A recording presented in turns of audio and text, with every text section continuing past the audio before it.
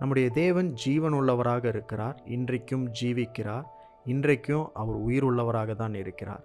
அப்போ உயிர் இருக்குது, ஜீவன் இருக்குது அப்படின்னா ஒரு மனிதன் எப்பொழுதும் பேசி கொண்டு இருப்பாங்க. அவங்க சத்தம் தொனித்து கொண்டே இருக்கும்.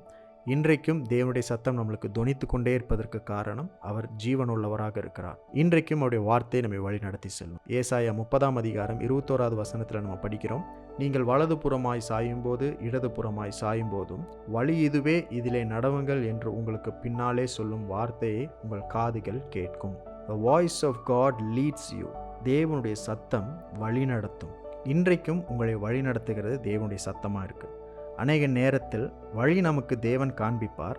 நமக்கு வழி என்னன்றது தெரியும், ஆனால் அதில் நடப்பது கடினமாக இருக்கும். வழி தெரிந்தாலும் அந்த வழியில் போகிறது ரொம்ப கடினமாக இருக்கும். அப்படிப்பட்ட நேரங்களில் ஆண்டவர் என்ன பண்ணுறாருன்னா, வெறும் வழி காட்டுபவராக மட்டும் இல்லாமல் வழி நடத்துகிறவராகவும் இருக்கிறார். Sometimes along the course we tend to turn left or right to take another route, a simpler route or easier route, but the voice of God leads us to his path. இந்த கடினமான வழியில் நம்ம நடந்து கொண்டே இருக்கும் பொழுது சில நேரங்களில் வலது புறமாக இடது புறமாக திரும்பி மாற்று பாதையில் செல்லலாம். வேறு ஏதாவது வழி இருக்குமா, வேறு ஏதாவது நம்மளுக்கு சொல்யூஷன் இருக்குமா, வேறு ஏதாவது தீர்வு இருக்குமா அப்படின்னு நாம் நினைத்து திரும்பும்போது கூட அவருடைய சத்தம் மீண்டும் நம்மை அவருடைய பாதையில் திரும்ப செய்யும்.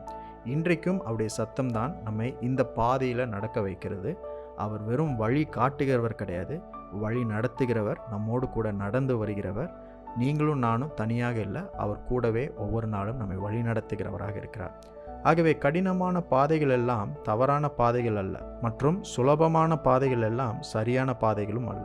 இன்றைக்கு ஒருவேளை கடினமான பாதையில் இருப்பது போல நீங்கள் நினைத்தால், வழி இதுவே, இதிலே நடவுங்கள் என்று உங்களுக்கு பின்னாலே சொல்லும் வார்த்தையை உங்கள் காதுகள் கேட்கட்டும்.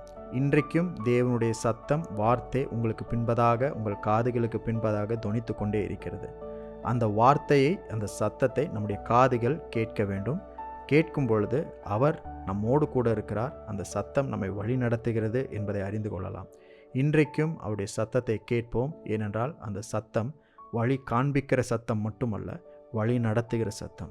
தேவ சத்தம் வழி நடத்தும். இன்றைக்கும் உங்களை வழி நடத்துகிறது அவருடைய சத்தம். அதற்காக ஆண்டவருக்கு நன்றி சொல்லுங்கள்.